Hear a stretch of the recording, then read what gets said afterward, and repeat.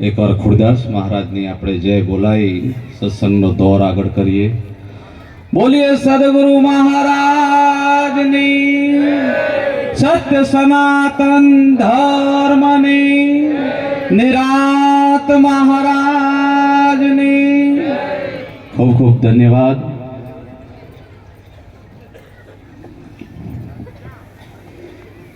બોટાદની આ પવિત્ર ને પાવન ધરા ઉપર આજે બ્રહ્મનિષ્ઠ બ્રહ્મક્ષોત્રીય સદગુરુ ખોડીદાસ મહારાજની 21મી પૂર્ણતિથિ નિમિત્તે જે આ જ્ઞાન યજ્ઞનું આયોજન કર્યું છે એ બદલ જેને આની અંદર ધન પોતાનું વાપર્યું છે એને હું સર્વપ્રથમ કોટી કોટી વંદન કરું છું. આપ પણ તાળીથી વધાવી લઈએ. વ્યાસપીઠ ઉપર બિરાજમાન તમામ અધિકારી મહાપુરુષોને અને તમામ હરિભક્તોને મારા કોટી કોટી વંદન. જય ગુરુ મહારાજ. બોટાદની ધરા ઉપર જ્યારે મેં પગ મૂક્યો ત્યારે મેં બોટાદની ધરાની માટી હાથમાં લઈ અને કહ્યું, અમારા અમૃતાબાઈ કીધું, મહારાજ આ માટી કેમ હાથમાં લીધી? મેં કહ્યું, આ કાઠિયાવાડની ધરાએ અનેક સંતોને જન્મ આપ્યો છે. આ ધરા કાઠિયાવાડની ધરાએ અનેક સંતોને અહીંયા આગળ આપ્યા છે જન્મ. અને બીજું, ભારતના તમામ મહાપુરુષો જો સતનો પ્રકાશ કર્યો હોય તો આ કાઠિયાવાડની ધરા ઉપરથી શરૂ કર્યું સાહેબ. એટલે આ ધરાને હું કોટી કોટી વંદન કરું છું. આજે આપણે મહાપુરુષોને તેડાવ્યા સત્યને સમજવા માટે. સત્ય શું છે? પૂરું જીવન આપણે આની અંદર ખપાઈ નાખીએ. ભાષા કડવી લાગે પણ દવા કડવી હોય પણ અસર કર્યા વગર રહે. બીમાર થયા હોય અને ચોકલેટ આલો તો મટે? દવા ખાવી પડે. અને દવા કેવી હોય? કડવી હોય પણ ગુણકારી હોય. એમ સંતોનો વચન થોડા આકરા લાગે પણ ગુણકારી હોય. કારણ કે વિવેક શીખવો તો આ ધરા ઉપરથી શીખવો. રામેશ્વરની અંદર રામચંદ્ર ભગવાન અને સીતાજી હતા. સીતાજીને ખૂબ આનંદ થઈ ગયો એટલે અષ્ટસિદ્ધિ નવનિધિ આપી દીધી. કોને? હનુમાનજીને આપી દીધી. હનુમાનજી રાજી થઈ ગયા અને બધા ભેગા થઈ ગયા. આજે તો અમને અષ્ટસિદ્ધિ નવનિધિ મળી ગઈ છે અને સવારમાં સંતોની સભા ભરાવાની છે. જ્યાં સંતોની સભા ભરાણી, આમ બધું વ્યવસ્થા થઈ ગયેલી, પણ બધા જોવા ગયા ને તો વાંદરા ઉપર ચડી ગયેલા. ચારે બાજુ જોયું તો બધા ઉપર ચડી ગયા. રામચંદ્ર વિચારમાં પડી ગયા.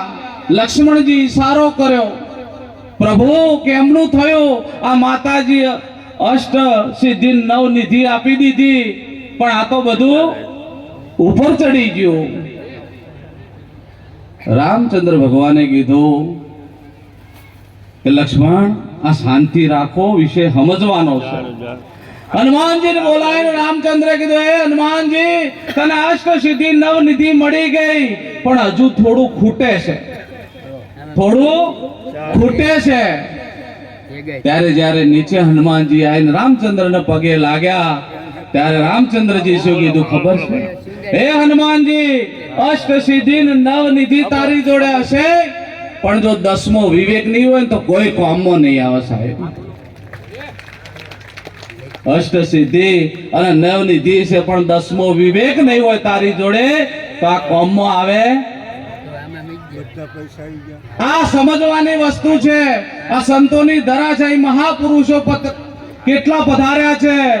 વશિષ્ઠ મુનિ રામચંદ્ર ભગવાનને કીધું તો, હે રામચંદ્રજી, જ્ઞાની પુરુષની કદર કરજો, જ્ઞાનીનું સન્માન કરજો અને જ્ઞાનીને સંપૂર્ણ સેવા કરજો.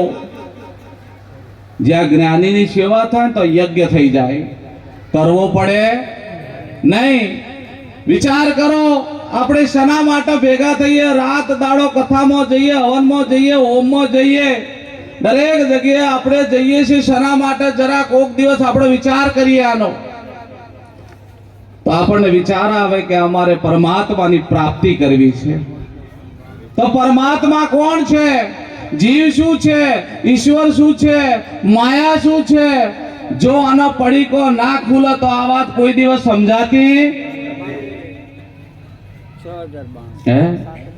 એક વાર હમણાં હું જતો હતો અને એક મહાપુરુષનો આશ્રમ આવ્યો. સમજો વાત, આશ્રમ આવ્યો. મહાપુરુષે એવડી મોટી ઝૂંપડી બનાવેલી, એવડો આશ્રમ બનાવેલો, ચારે તરફ તમે જુઓ તો આનંદ આનંદ. મારા છોકરાએ કીધું, બાપુ હાલો બાપુને આપણે દર્શન કરતા જઈએ, આશ્રમ નજીક છે તે. અમે દર્શન પરિણામ કરવા ગયા. મહારાજના સાષ્ટાંગ પ્રણામ કરીને બેઠા અને પગે લાગ્યા. ધન્યવાદ છે તમારી જનેતાને, તમે આ મહાપુરુષને આશ્રમ બનાવીને બેઠા. મહારાજે સત્સંગ ચાલુ કર્યો. મહારાજ કે મારા 100 વીઘા ભગવાનદા જગ્યા હતી પણ છોડી દીધી. મારી ઘરવાળી હજુ ઘેર છે, મારો છોકરો એન્જિનિયર છે, મારા ઘરે ટ્રેક્ટર બોર બધું, પણ એ ભગવાનદા બધાને મેં લાત મારી દીધી. શું કીધું? આ બધાને મેં લાત મારી દીધી. મારો 10 વર્ષના છોકરાએ કીધું, બાપુ ક્ષમા કરજો, હજુ લાત વાગી.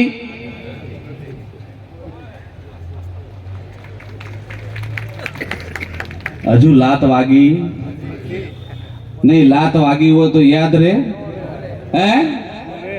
એક બેન કે મારા એવા પુરુષ જોડે લગ્ન કરવા છે જેને કાલનું યાદ ના રહેતું હોય. એક બેન કે મારા એવા પુરુષ જોડે લગ્ન કરવા છે જેને કાલનું યાદ ના રહેતું હોય. આખા ગામમાંથી મારા જેવો એક ભળી મળી ગયો કે મને કાલનું યાદ રહેતું. 2 જણા નક્કી કર્યું, ભાઈ અમને યાદ ના રહેતું. થોડા આગળ હેડ્યા અને બેને કીધું કે મને ભૂખ લાગી છે. પેલા એ ગજવામાં હાથ નાખીને ચણ્યા આલ્યા. હું કે કાલના પડ્યા તા લેખા, કાલના પડ્યા તા લે ખા. હવે વિચાર કરો, સંતોના શરણમાં જઈને જ્યારે બેસો ત્યારે વિવેક રાખી અને બેસી અને જો સંત સામે જઈને કહી દો, તમામ પ્રશ્નો નહીં કરવાના. સૂર્ય કોણ, ચંદ્ર ક્યાં, રામ કોણ, કૃષ્ણ ક્યાં, હનુમાનજી કોણ, જગત કોણ, જીવ કોણ, ઈશ્વર કોણ અને બ્રહ્માંડ કોણ, કોઈ પ્રશ્ન નહીં કરવાનો. સંતના શરણે જઈને કહેવાનું, હે મહાપુરુષ હું કોણ છું?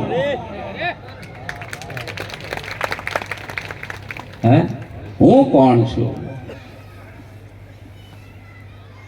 એક ને જાણવાથી અનેક વસ્તુઓનો જો ભેદ ખોલી જતો હોય તો એક જ મહામંત્ર છે, હું કોણ છું. અને સદગુરુના શરણમાં જઈને જ્યારે બેસી ગયા ત્યારે સદગુરુ મહારાજ બોધ કરત ત્યારે કોણ વચ્ચેથી નીકળી જાય? હું છું. વિવેકની 10મી ભાષામાં કહ્યું છે, નિરાંત મહારાજે પ્યાલાની અંદર સમાન કરી નાખ્યું. કોઈ મોટો નહીં, કોઈ નાનો નહીં. તમામ તમારી ધારણાઓ કાપી નાખી.